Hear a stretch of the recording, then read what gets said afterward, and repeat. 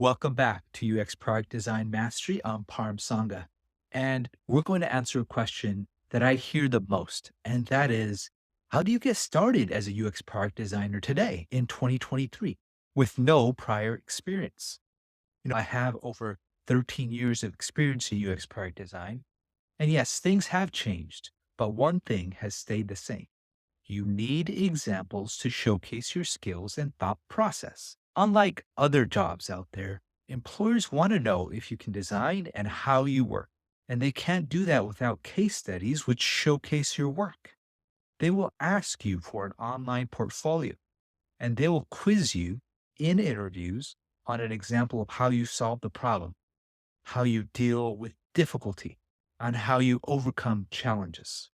Lucky for you, I taught a class at the Academy of Art University in San Francisco to 20 graduate students, helping them create a portfolio example. And I'll tell you all about that process. And so come on, let's get you started.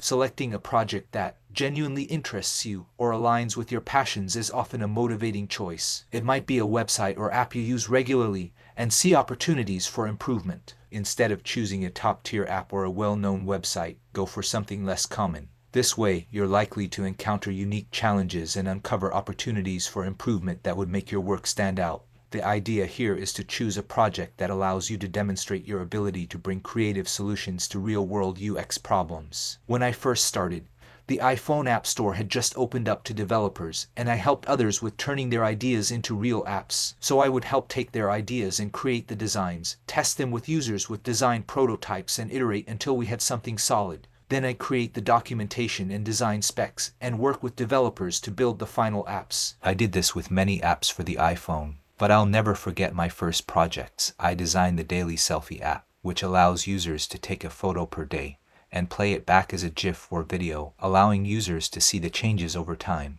And the other app was Stylist, an app that allowed clients to book with their hairstylist.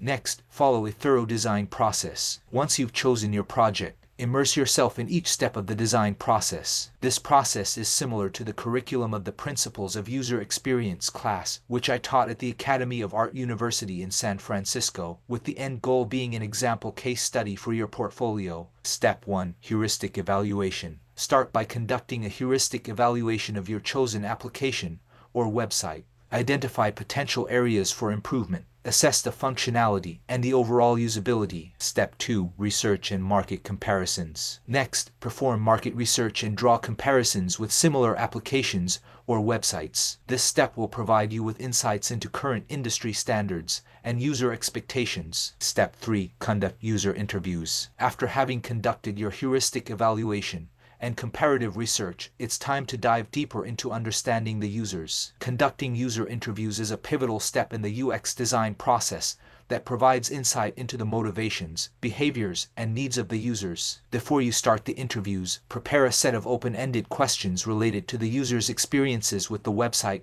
or app. You'll want to know how they use the product, what they like or dislike about it, and any challenges or pain points they experience. Keep in mind that the goal here isn't to confirm your assumptions, but to empathize with users and understand their perspectives. After the interviews, analyze the responses to identify common patterns or themes. These insights will directly inform the creation of your user personas, user stories, and flows, ensuring that your design solutions are deeply rooted in user needs and preferences. Step 4. Create personas, user stories, and flows. Armed with the insights from your user interviews, you can now proceed to create user personas. These fictional but realistic characters represent your key user groups and are informed by your user research findings. Each persona should have a name, demographic details, a job role, goals, needs, pain points, and behaviors. Once you've defined your personas, you can then create user stories that capture what users need to do to achieve their goals. User flows will then illustrate the path taken by a user to complete a task within your app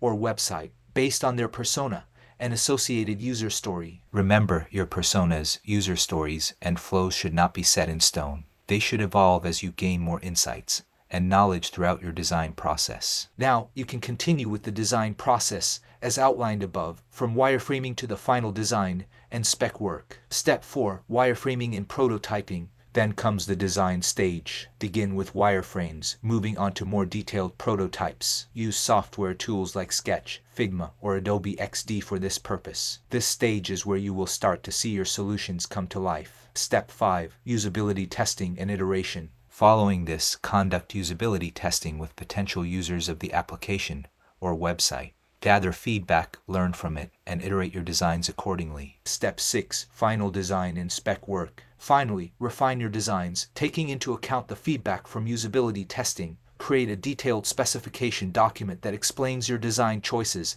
and the reasoning behind them. By following these steps, you'll have a complete case study to add to your portfolio. For best results, repeat this process with another project, leaving you with at least 2 comprehensive case studies to showcase your skills and process. Embrace mistakes and learn from them. A vital aspect of growth in any field, especially UX design, is learning from your mistakes. During the design process, you'll likely make assumptions that don't resonate with users. These instances are not failures but opportunities for learning and growth. When interviewing for UX design roles, recruiters will often ask about the challenges you've faced and how you've overcome them. Having real examples from your own projects where you tested ideas, made mistakes, learned, and adapted will demonstrate your resilience and capacity for growth. Don't shy away from showcasing these experiences in your portfolio. Your willingness to take chances and learn from your mistakes will highlight your ability to evolve and adapt, traits highly valued in the dynamic field of UX design. Conclusion. So starting as a UX product designer today without any prior experience is not as daunting as it seems. With a keen eye for identifying design opportunities, a well thought out process, and an openness to learn from mistakes, you could build a portfolio that sets you apart. Take this first step today and welcome the exciting challenges that the UX design field offers. Your journey begins now. If you haven't already, please hit that subscribe button and click on the notification bell so you don't miss out on any of our upcoming content. Also, feel free to share your thoughts, questions, or suggestions in the comments section below. I'll be more than happy to engage with you and help you grow as a UX designer. Thank you for joining me today, and I'll see you on the next episode. Until then, take care and happy designing.